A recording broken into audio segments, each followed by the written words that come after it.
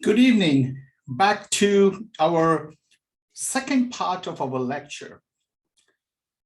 This part is very important because here you will understand how to think critically and ask questions and make a good understanding.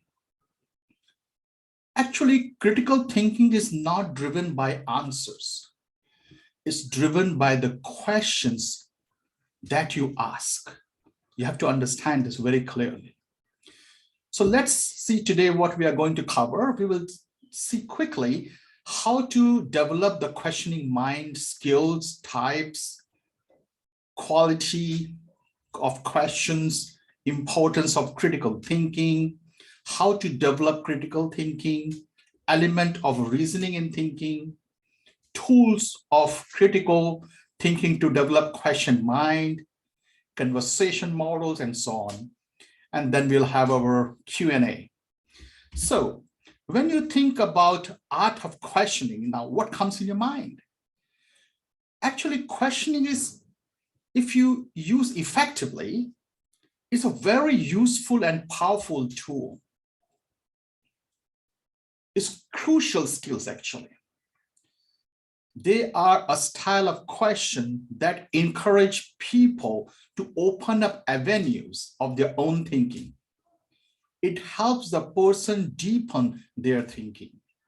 It can help you come to a better understanding of the person's thought, feeling, emotions, and where he's coming from. So this is something very important. So you need to understand this questioning skills very clearly. The basic types of questions are open, closed, and probing. Open questions such as, how do you feel about? Or can you tell me more about, are good at encouraging the speaker to say more. Closed questions such as, is this or is that right? Can be a good at clarifying and checking to understand.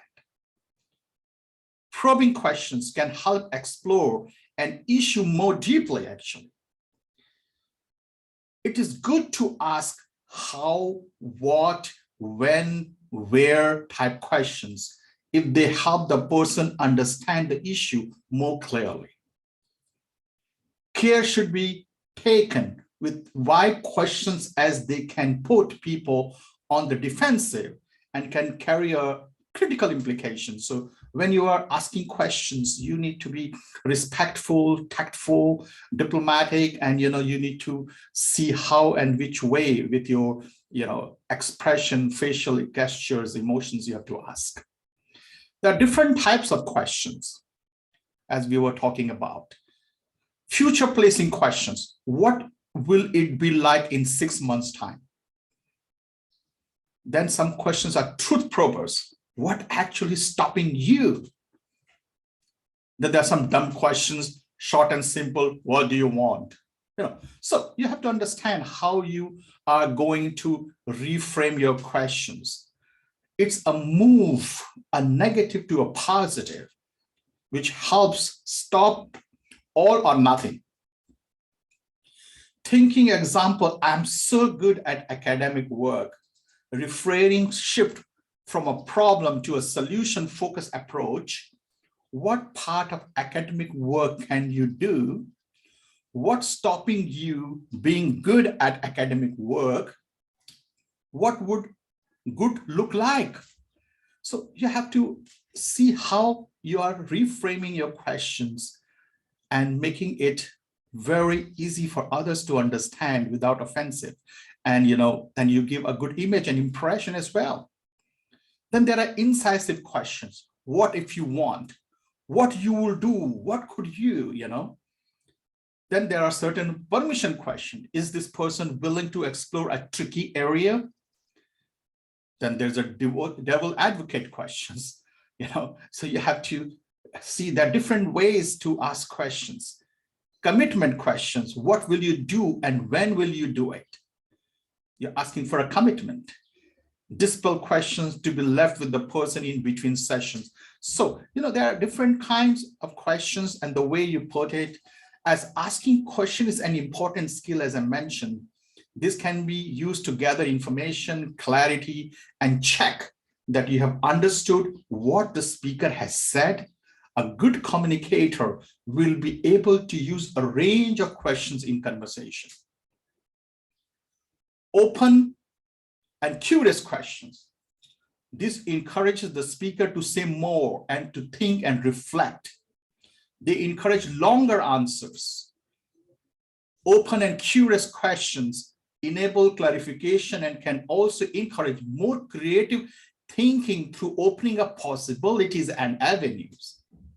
Open question often being we start with why, what, when, how, who, where, etc.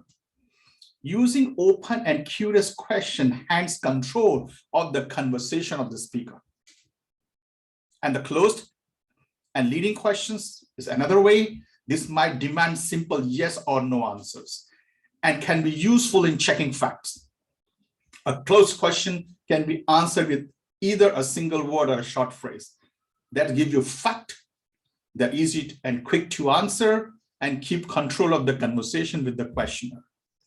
This is very important part now we are talking about. Critical thinking.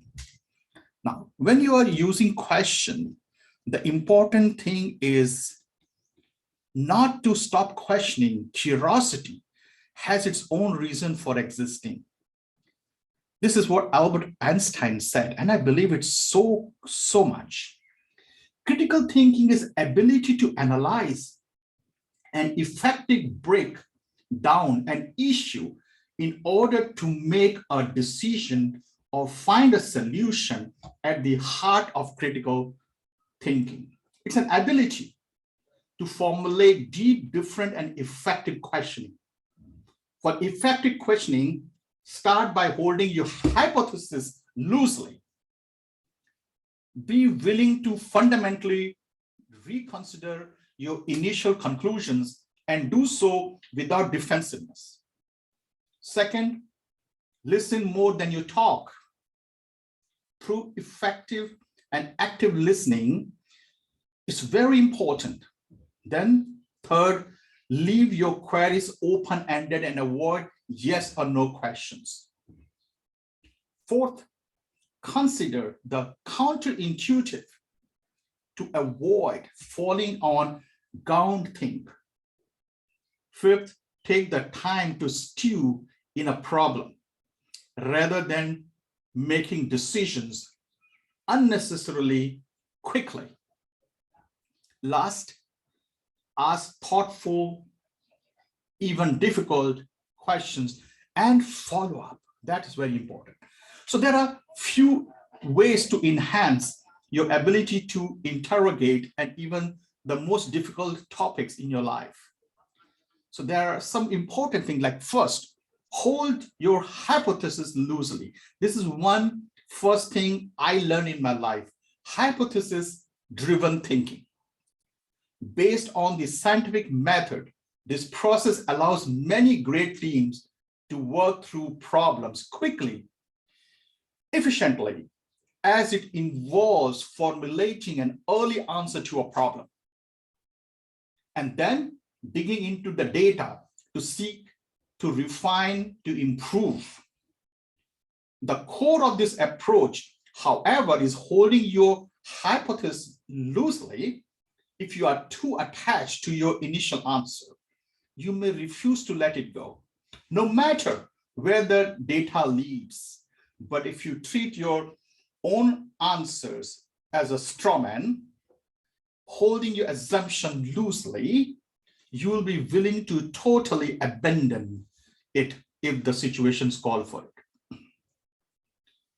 In critical thinking exercises, we often fall rapidly into an intuitive and jointly held answers or hypothesis, particularly in groups. And we ask questions then to seek to prove rather than disapprove of our thoughts. Critical questions, however, may force us to fundamentally reconsider our initial conclusions, and we have to be willing to do so freely without defensiveness. Second, listen more than you talk. This sounds simple, but the key to great question is active listening. Active listening is process of understanding what another person is saying, both explicitly and implicitly, while showing them you are engaged and interested. Successful active listeners allows you to fully grasp an argument, making it easier to question its logic. Active listening also helps to override your brain prediction engine to ask better questions. It's very, very important. Our brains are wired to generate efficient, intuitive answers, but that can limit your point of view. Deep listening is a way to overruling that function and opening ourselves to a wider array of answers. It also allows you to demonstrate to your counterpart that you care about what they are saying and take their perspective seriously, which keeps them engaged in a conversation and more open to perspectives. Leave your queries open-ended. This is the most important part. Number 3, when you begin your inquiry, avoid asking yes or no questions. Instead, pose queries that force the respondent to open up and pontificate at length, rather than asking, is this business stable? Ask, if this business were unstable, why would that be? Rather than asking someone, are you happy in your job? Ask, what do you love about your job and what could be better?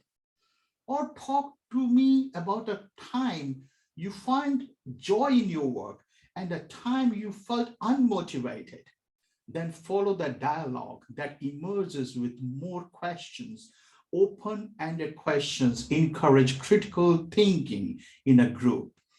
Offer an individual to expand on their viewpoints and leave people the space to actively problem solve. Then comes your number 3, consider counterintuitive. When problem solving, we often quickly fall in groupthink. The group converges on a path too rapidly and rather than periodically assuring they are headed in the right direction. They continue further and further, even if the wrong way. Be the person who poses the counterintuitive questions, the one that challenges the group's conventional thinking and reconsiders first principle. There is a chance your question may be off base and that the group is on the right track. And yes, there is a chance your colleague who are interested in moving quickly will be annoyed. But every group has an obligation to consider the counterintuitive and needs someone unafraid to pose it in a case you need to change course. It's very important. Then comes number 4, you stew in a problem. In today's rapid fire world, we try to make decisions too quickly. But the best questions are often formulated after considering and a good night's rest. Sleep can actually help your brain assimilate a problem and see it more clearly. And a deliberate process often leads to better conclusions. Research also shows that when we rush decisions, we often regret. even if they end up being correct. I had a boss who referred to this as stewing in a problem. He always mentioned this. Just as a good stew takes time to simmer, a thoughtful conclusion or questions may need space. Resist unnecessary urgency. Map a process that allows you to solve a problem over several days or longer. Dig into it initially, then reflect on what you have learned and what you should have asked. The question you formulate is quite a reflection, maybe more powerful than those posed at the moment. So this is something which we need to understand very clearly. Last but not the least, ask the follow-up questions. It can be easy to put our brains on cruise control, to accept easy answers, or to yield to social pressure that pushes us to avoid interrogating others. But the kinds of deep questions that enables critical thinking are often delivered in chain of deeper and deeper follow-up inquiries. While we don't need to ask a litany of whys to get the heart of the critical thinking, we should ask thoughtful, even hard follow-up questions.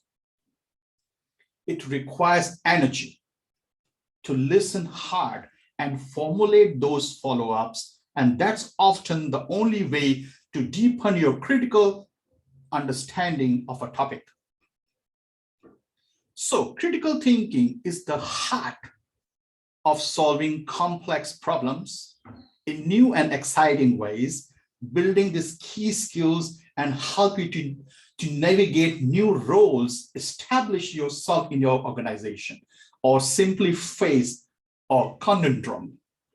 Learn to formulate and ask questions rather than simply answering them. So this is something which is very, very important. It's not possible to be a good thinker and a poor questioner. Never. How many people have seriously considered important questions relating to their thinking? There's some questions here on your screen. What I have learned about how I think? That's something we have to think about. Have I ever studied my thinking?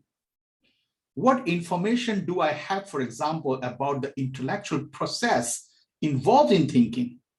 What do I really know about how to analyze, evaluate, or reconstruct my thinking?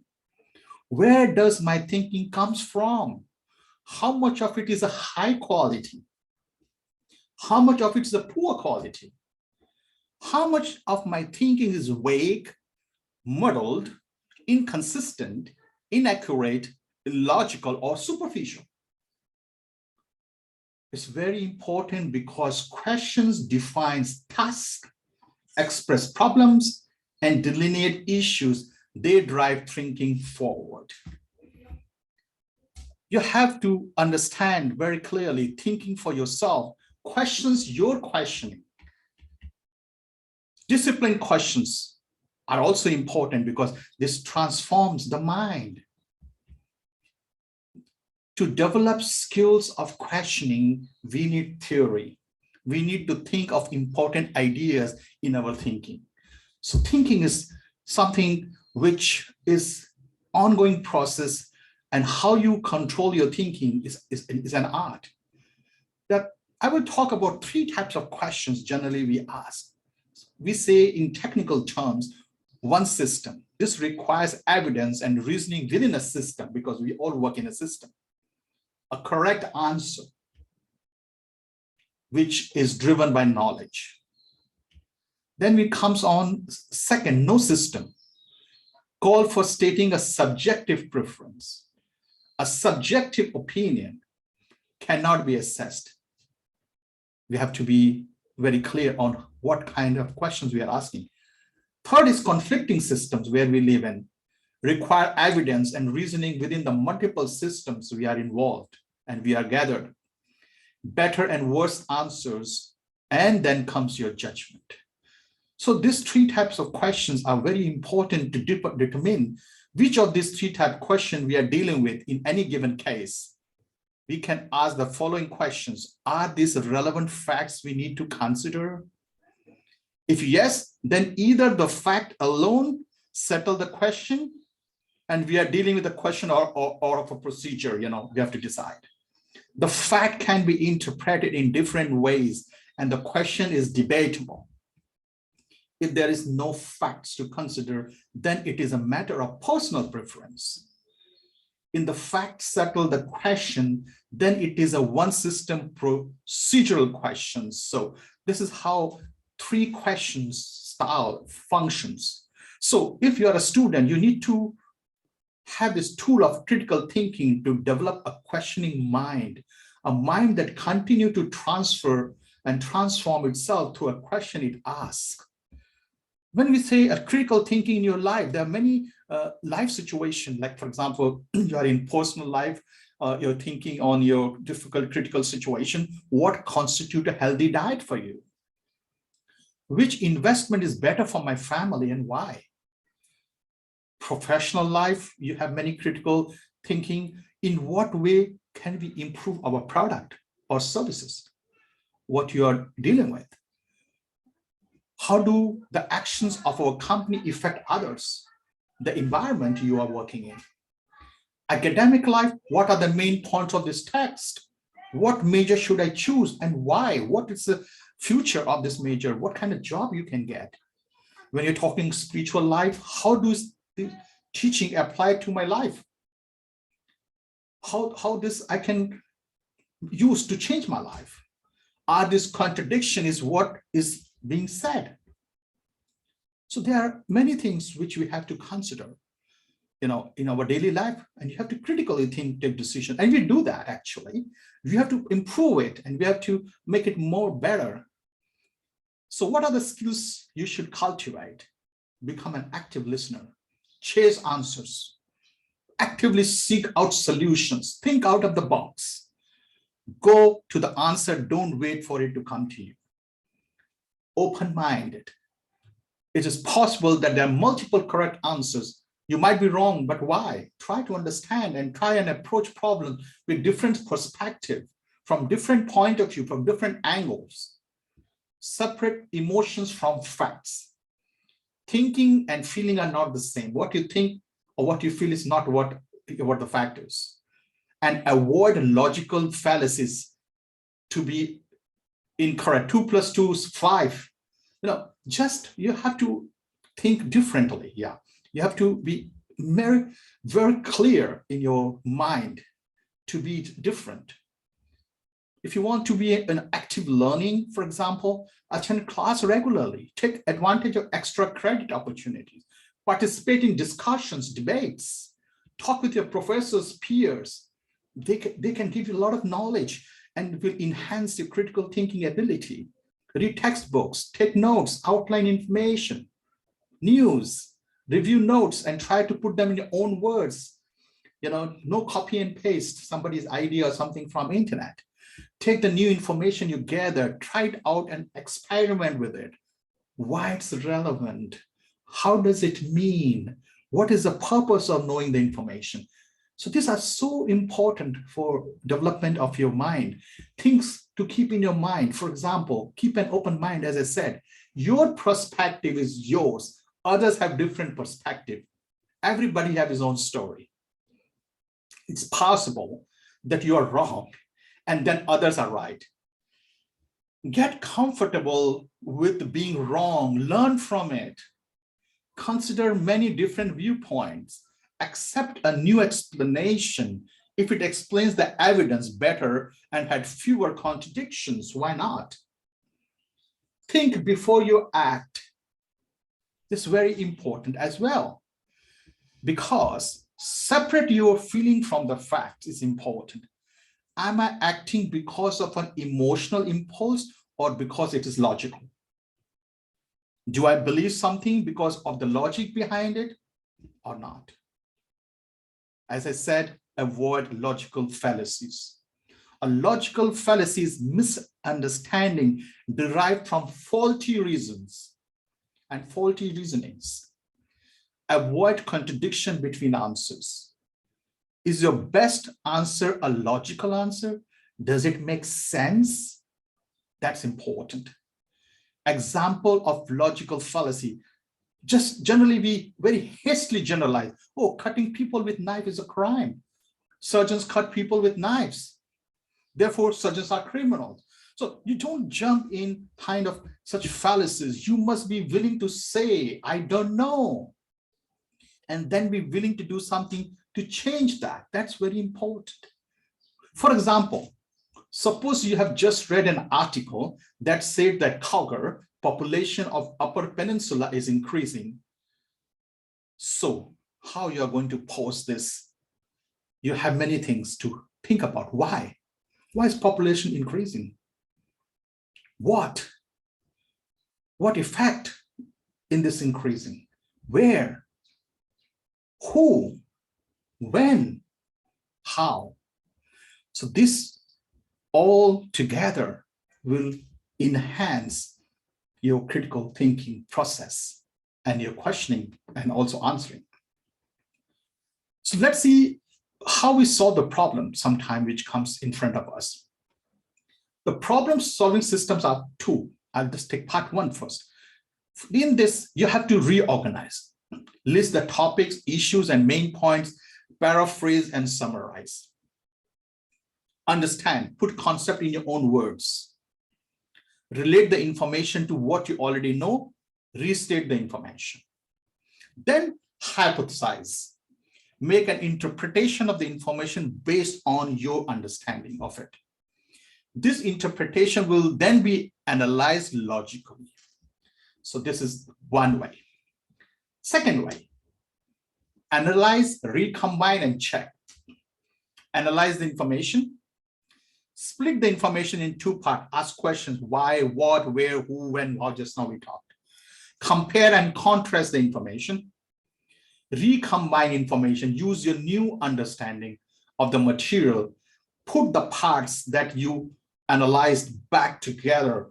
Think of puzzle and put the pieces together and put back together and see how does it fit. And then check hypothesis. See if your new understanding agrees with your hypothesis or not.